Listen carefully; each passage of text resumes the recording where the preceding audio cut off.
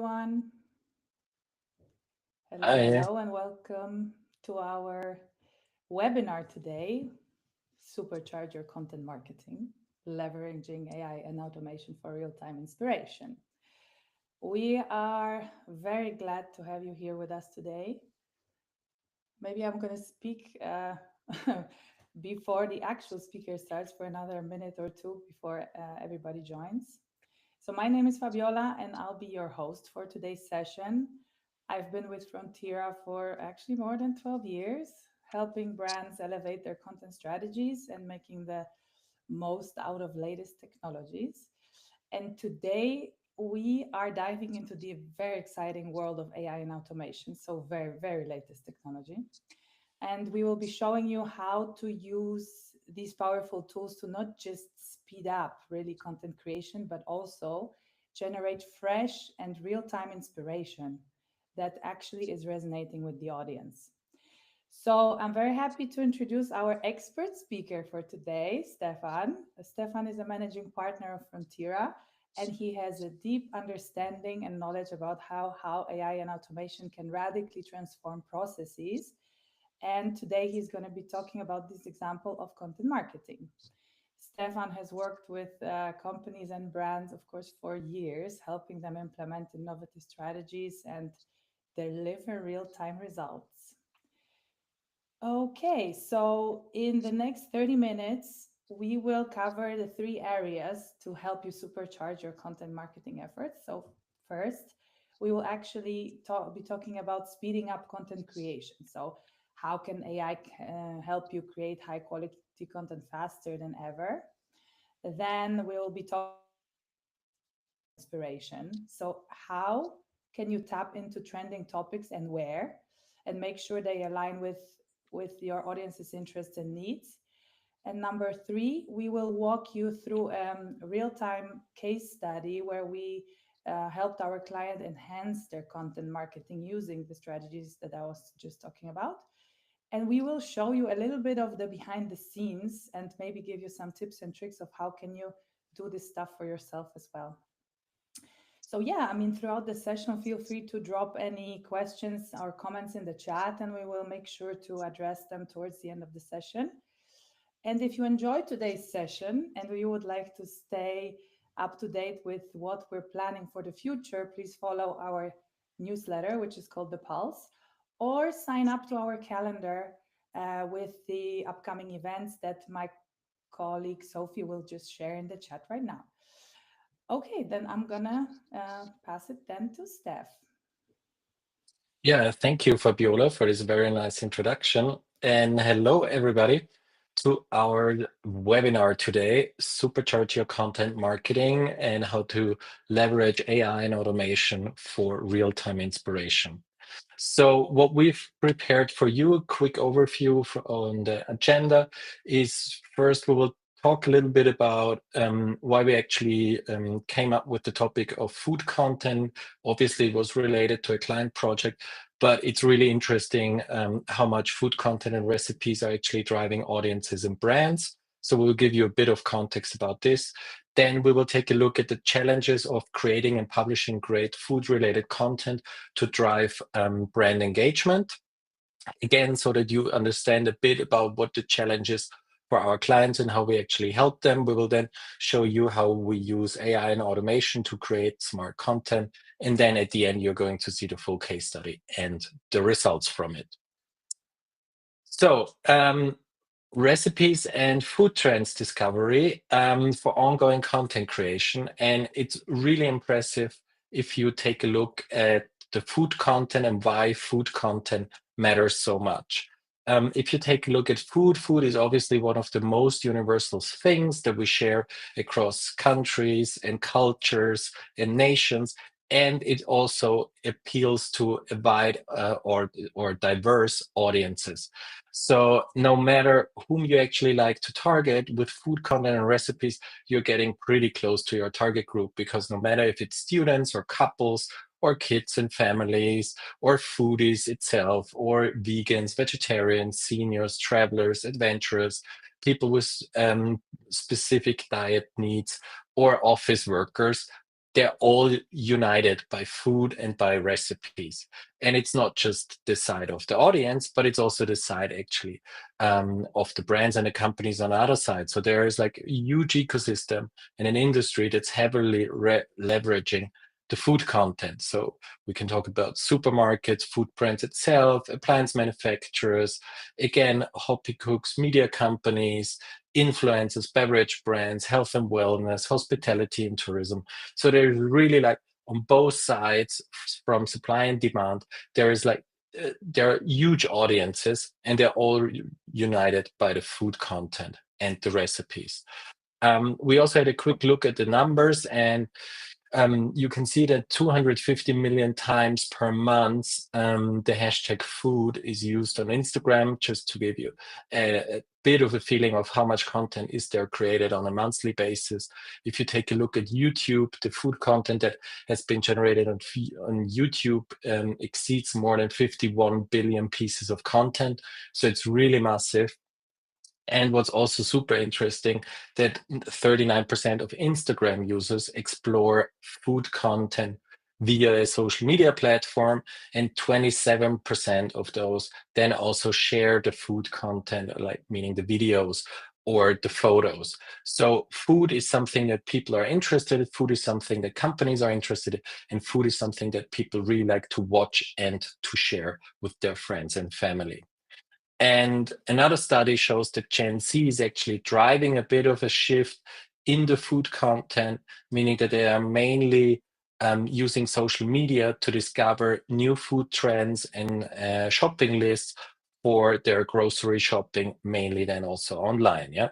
So 55% of Gen Z is actually tapping into social media content. And they're, of course, like the new interesting and hyped up recipes and dishes to get inspired for food and recipes that they can then later buy or cook at home for themselves.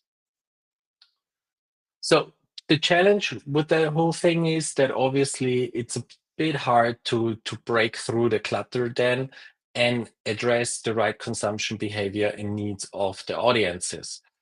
Because similar, like if you're standing in a supermarket aisle and you take a look to the left side and you take a look to the right side, similar it actually is also when it comes like to food related content, or nowadays in general when it comes to content. It's a pretty saturated market, and it becomes even more and more challenging for companies to be relevant when it comes like to the latest trends, but in general also to stand out. One thing that we see here over and over again is that one of the very basic but important factors is the frequency. Yeah. So if you see here an example chart, is like the frequency of how often you post. In this case, you see 5 different companies that are blurred out on Instagram. In that category is like, obviously, the more you post stuff, the more engagement you're actually driving. And if you're not filling up your recommended posting frequency, then you're already missing out and the opportunities that you should actually have. I mean, the second thing is then talking about the content that you're sharing, but at least you should fill up your slots before that, and then dive further into how you can differentiate your content. The reason why this is not happening often is because there is not enough time for teams to do it. They just have like limited resources to do it. The costs are high because they are trying to farm it out. And then they always have the problem that maybe somebody is missing or on holiday, and then things just don't get done. What can actually help with that so that you're always up to date, so that you always have enough content, and that you also don't rely on individual people, is actually that you start creating smart content, and you try to set up like a complete system that gives you inspiration for content and then allows you to produce content on an ongoing basis, always being relevant to what people are looking for at the moment, and then having automated workflows that produce the content for you so that you're not not relying on a single person or a team anymore. And when we then shift over to the topic of AI and automation, it can actually help us to reduce the time that we need from information to action and make sure that businesses are more responsive and more effective.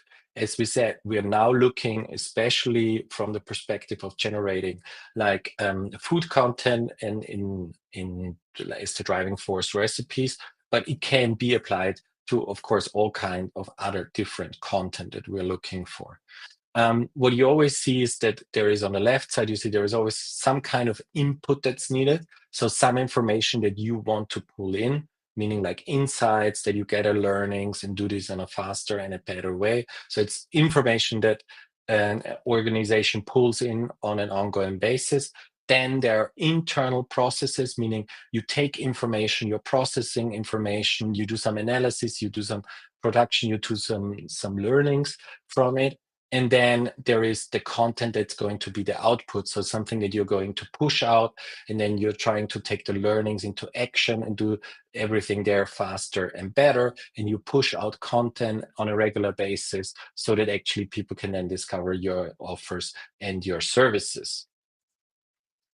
So if we take a look at what we've done at the case study to get even more specific and granular, then to give you a bit of a background, what we did is for one of our clients in the food industry, we actually created an AI and automation driven process, which helps them to continuously monitor the demand and supply content of the relevant target groups that they have. It allows them to create trending social media worthy meal plans for a whole week. And it allows them to regularly push content out to their relevant target groups and engage them in social media.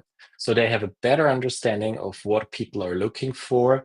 They can create the content in different forms in interesting ways, and then they can use the content to actually communicating it out to their target groups again.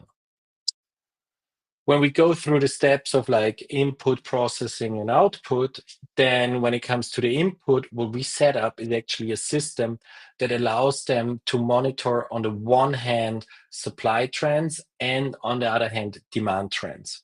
So supply trends is something that is like more regularly used by brands, which is basically just giving basically just looking of what are the trending hashtags, the trending recipes, and everything else that's trending at the moment. So where there's like a huge demand in searches, and there is a huge supply already there. So that is like the regular stuff that a lot of brands are doing. What we set up, what not a lot of brands are doing, is actually looking into demand trends. And demand trends in this case are actually food and recipe content that is searched for. So there is a search volume, but there is basically no supply there. So it's really, to say, like the beginning of an upcoming trend. While the other one is like the big wave that everybody's riding already. But then there is like the smaller wave that's like about the thing that's coming next, where there is a big demand already from client side, but there is not enough supply from creator side or from brand side. And we can do this with Instagram, and we can do this with TikTok to be even more specific. But by combining supply trends and demand trends, we make sure that we are always up to date and we always know what is like the current hot thing. And we have a good view of what's the next hot thing that will become even bigger in the future. Because once there is enough demand, automatically there will be supply by creators and by brands. And of course, with the brands, we're helping our client that his business is one of the first ones. When it comes to the processing, and now I'm talking about the 4 bubbles that you actually see here, a lot is about fast and reliable content creation.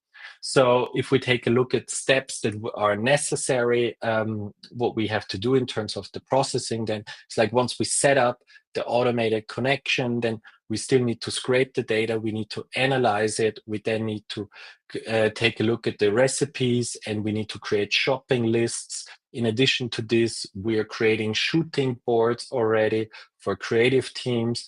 Then we're actually preparing all the assets that are needed, meaning also like shooting the content, and then it goes over to the next stage, the output. And what we've set up is for the 4 steps, always like a a semi-automated process that involves AI that is of course automated, but it always gives the chance of like a human check and human intervention to check like, is the data that we are getting right? Are the recipes in the shopping lists right? Do this make sense? Do the shooting boards make sense before we create the content? And then of course the content creation is currently anyway done by a creative team that is supported with AI, but it's mainly done by human beings. But that's also fine because we save so much time basically before and afterwards. And then when it comes to the output, like the smart sharing, what we're doing is then again, understanding that there are, as we said before, always limitations on client side when it comes to the frequency of social media content that they can create, that they can post, because they're limited resources and everything else. So this is why we actually go beyond of just supplying clients then with trends or with data, but actually helping them to create the content, and out of the content, helping them to create the social media posts, because ultimately we need the content in the social media posts to fulfill the upcoming demand trends and actually be where people are looking for recipes and inspiration, and where they're taking the decision of what they're going to cook next and where they're going to buy the products. So this is why we help them with the social media and other content generation that's done based on the information that we have, the recipes, the shopping lists, the shooting boards, and then we help them with targeted publishing of the different social media channels. Again, also this is done automatically so that you're not relying on individual people anymore, and it's no problem in case somebody is on holiday or somebody is getting sick, because there is like a system that's actually running and there is a systematic approach to it. If we take a look a bit more into detail, so how we collect all the data. So again, as we said, we're looking into social media posts on the one hand when it comes to the supply trends. Here very much, we collect all the individual posts. You see it here, they're saved in a database. For each social media post, we create more than 100 data points. The data points include all kinds of information, so we know exactly when it got published, like what date, what time. We know, of course, the caption. We have the image or the images that are related to it. We have the video when it's a video. We have the amount of likes, the comments, the play count, the view count, the video duration, hashtags, mentions. We know which music is used, which creators they're using. So there is really like a vast amount of data that is actually at our hands and fingertips that we can use then also to identify patterns. Since it's always very interesting for people, once we identify patterns, that they get a better understanding by themselves, we also provide our client with an interface so that it's easy for the whole team that they can access all the information that they are seeing there. So it's automatically generated data dashboard in the interface that clients can organize by themselves depending on what they're actually looking for. If they want to dive deeper into individual trends, hashtags, if they want to see the most popular stuff, they can filter it according to different criterias that we are also set up for them. So it's really easy for them to filter, rank, view, and splice and dice the data so that you can get manually active. Again, when it comes to the data and the food content, and it's one example, it's really interesting when it comes to the processing step and the output possibilities, because in terms of processing, when we get all of the data together, there are like different ways how we can splice and dice the data. As we said, so when we're sitting suddenly on a huge amount of social media posts that are covering food trends and recipes, we can splice them thematically, like meaning, okay, we're now looking for comfort food, yeah, because we see comfort food is getting interesting. Or we can filter food basically on different ingredients, meaning your ingredients. So if you are actually a different client and you're like a beer brand, then we can filter for all trending foods that actually include beer. Or if you're a dairy producer, then we can look for different dairy products. We can also filter the content lifestyle based, meaning like if you're a vegan brand, then we can look for this. If you're actually a brand that wants to support mothers, make their lives easier, and you're looking for easy recipes that you can cook with your kids, it's also possible to do that. We can also filter, of course, for specific brands that are used when it becomes to more targeted stuff. Of course, it's possible to look at the content also from a seasonal perspective, or again, just looking for stuff that's like very popular at the moment, hot and trending. So it allows us to filter the content that we're actually scraping in many different ways. And so we can fulfill a lot of different like usage situations. And at the same time, when it comes to the outputs, we're also able to create a couple of different creative formats, meaning like if it's social media posts, or if it's videos that we can create, or if it's images that we can create, or if it's storyboards that we can create. So there are also multiple options of how we then can use the data and work further with the data and generate the actual content.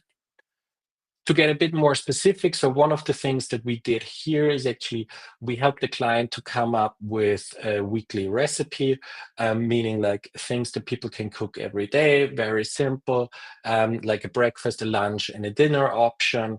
And we put together like then based on the data for each day, like a different theme, as you can see with the examples here. So cozy and comforting, vibrant and shareable, bold and flavorful. So those are all specific themes that we're using, where within the theme, we have the matching recipes. And one of the things that we wanted to do in the beginning is we said we just wanted to take the stuff that's currently like generating most of the likes. So then we basically have, based on the theme, we have like a breakfast, a lunch, and a dinner that currently has most likes within that theme.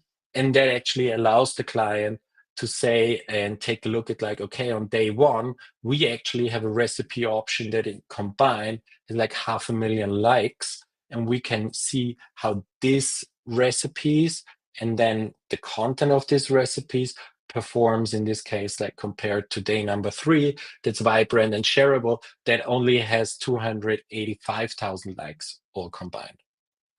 So that is like one of the things that you can then actually do when you have access to all of the data, and you can run different experiments. And what we also do is, based on the recipes that we identify or the food trends, we then create full recipes for each of the dishes that's included in the days. So even though it is not in the video, we can actually generate the full recipe that is needed for the end customer to then cook the recipe again. It has the different steps, it has the ingredients and everything that you actually need, some additional tips for it. So it's really like added value coming on top of the identified trends that we are seeing. And one other example is, of course, you can see here like a meal plan that we're going to generate. So you can get like the full overview for the week, which is super handy for them. But what is also possible is that we actually generate shooting boards. So then when it comes to the content creation of saying like, okay, we don't want to just publish the recipes or just publish images of it, we can then actually support the client with additional shooting boards that can go directly to the creative teams, and they know the recipe, they know what they need to do, and then they even have a shooting board and they know which scenes they need to shoot. The results, just quickly looking into this, is basically from just having people that need to browse through social media endlessly, that try to somehow find stuff by going through the different accounts, which of course are too many accounts that you could actually cover as a human being, then to finding some way where they store all the content and how they can actually analyze it and identify patterns, to then a process where manually they would write stuff, which of course, as we said, takes quite some time, to a process that you saw before, that basically is on top, which was before we started, and to a process then that uses AI and automation, which you see on the bottom of it. And again, running through the basic steps that had to be done, which were data collection, data sorting, data analysis, content preparation, content publishing. We helped the client to come from a process that took them 17 hours to actually do that. And with the help of AI and automation, we managed to break it down to 85 minutes. So it's, again, a reduction of 90% or 91% of the process and the time that's needed for them. And that helps them actually to be way faster than before. It frees up 15 hours of their time to actually do different things. We also saw that it increased the consumption by the audience. It allows us to track now 10 times more sources than before. We are more up to date because running the process from the initiating till we're actually done, it only takes 85 minutes. So we're way faster. Everybody has access to the data points. They can react way faster to social media. They get ongoing inspiration for the content marketing, and they also get new cross-selling opportunities, because besides the recipes that I showed you for the individual days or for the individual weeks, we can also create combined shopping lists for all the different recipes or days that you actually wanted to cook, which is an additional service for the customer and can create additional opportunities for somebody to actually buy the stuff already online. If you find this interesting, and as we said, we don't think it's about recipes, we think it's about content in general, and you're interested in that and also interested in running a proof of concept, we have a couple of other ideas which we actually wanted to roll out with different clients. So if you're interested in that, we're very much looking for additional partners. We have some great ideas for prototypes and minimal viable products. And if you have some interest, then please feel free to reach out to us so that we can eventually run a proof of concept together. And that's it. I hope I'm good in time. And then I would get back to you, Fabiola. Yeah, thank you, Stefan, for this really insightful presentation. You're totally good on time. I think we can actually slowly finish it up. So thanks everyone for joining. And please again check our calendar for the upcoming events if you like what we're talking about. And yeah, follow us on all social media channels. All right. Bye. Thank Thank you. you. Bye bye.